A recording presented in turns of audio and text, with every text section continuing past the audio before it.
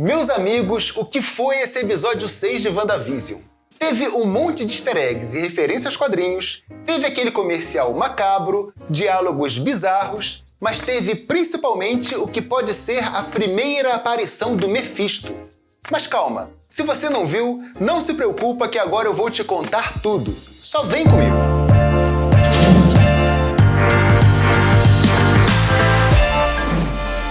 Um Halloween assustadoramente inédito. É o título em português do 6º episódio de WandaVision, ou All New Halloween Spooktacular, em seu título original. Episódio que marca o começo do fim, em uma altura onde a gente já consegue ver a maioria dos fios de controle dessa grande marionete que parece ser o Westview. Agora só falta a gente descobrir de quem é a mão que tá puxando essas cordas. Esse aqui é um vídeo bem curtinho, só pra gente falar sobre as revelações mais bombásticas do episódio 6. Mas fique esperto que essa semana sai um vídeo maior e mais completo, com uma análise do tema central de WandaVision e um resumo de tudo que a gente já viu até aqui. Então você já sabe, assina o canal para não perder nada e ative o sininho para ser avisado sobre cada vídeo que a gente faz com todo carinho, especialmente para você. Aproveita e larga o dedo aí no like que ajuda a gente pra caramba. Mas vamos lá! O episódio 6 de WandaVision é ambientado nos anos 2000 e é inspirado na série Michael in the Middle, que conta a história de um menino super inteligente que tenta levar uma vida social normal, mas o tempo todo ele é atrapalhado por sua família. Na série original, o tal Michael constantemente quebra a quarta parede, olha para a câmera e fala diretamente com quem está assistindo, geralmente explicando alguma maluquice que alguém da sua família está fazendo em cena. E aqui nesse episódio, vemos os gêmeos Tommy e Billy fazendo exatamente isso. Eles também quebram a quarta parede e também falam diretamente com a câmera. Mas isso não quer dizer que eles estejam falando com a gente. Digo, comigo ou com você como espectadores. Mas sim com o público da sitcom da Wanda, dentro da série. E isso é muito legal porque abre um precedente para que em algum episódio futuro eles possam mandar alguma mensagem de socorro para Mônica ou para o Jimmy, principalmente se eles tiverem contato com a Darcy, que acabou de ser assimilada por aquela realidade. A Darcy pode explicar para os garotos que tem gente do lado de fora capaz de ajudar a mãe deles em algum momento crítico. Mas sem dúvida, o maior mistério atual gira em torno do Pietro Maximoff. Quando ele chegou lá no final do episódio 5, ele causou uma espécie de histeria coletiva em muita gente que afirmava que finalmente estávamos vendo a chegada dos X-Men ao universo cinematográfico da Marvel. Mas o episódio 6 mostrou que essa história não é bem assim. Esse Pietro sabe de coisas que aquele Pietro dos X-Men não teria como saber. Não tem como aquele Pietro dos X-Men ter memória de como morreu o seu outro eu correspondente em Vingadores Era de Ultron.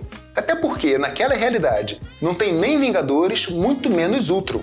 Qualquer memória remanescente que aquele Pietro trouxesse daquela realidade teria a ver com Mansão X, com o Professor Xavier, com o Magneto ou com qualquer outra história ou personagem que ele conheceu ou viveu naquela realidade.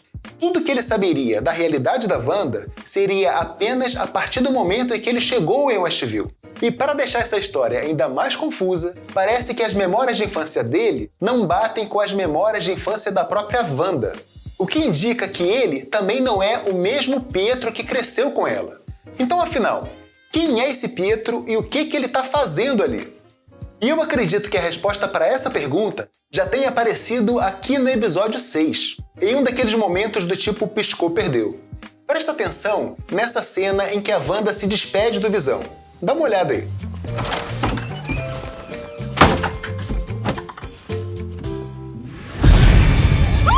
A cara que ela faz não é de susto, mas sim de puro pavor. E olha que a Elizabeth Olsen é uma excelente atriz. Ela sabe muito bem dosar essas expressões.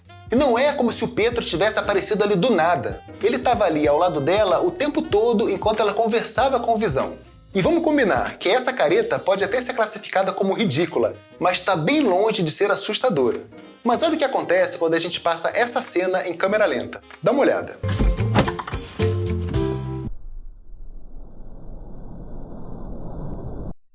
Parece que no momento que ela vira, a pessoa atrás dela não é mais o mesmo Pietro que vimos momentos antes, mas sim uma outra pessoa usando uma roupa vermelha.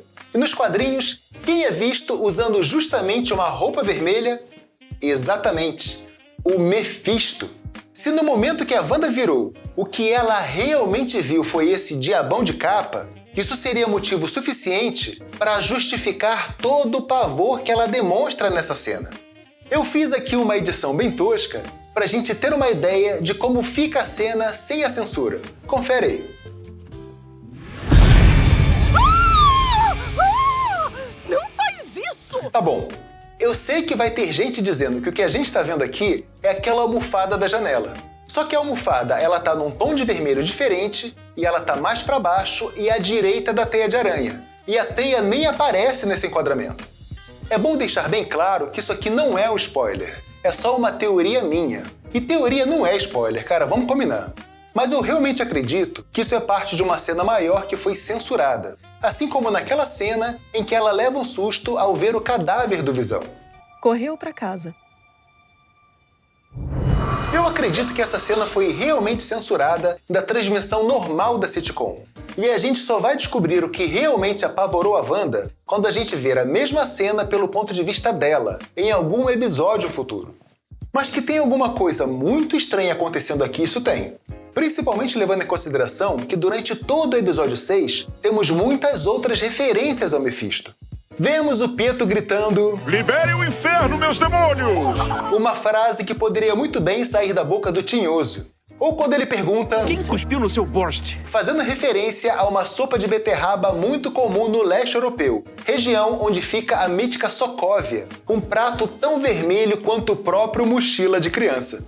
E isso sem contar aquele comercial bizarro no meio da programação, com um tubarão de aparência diabólica oferecendo uma falsa esperança de salvação.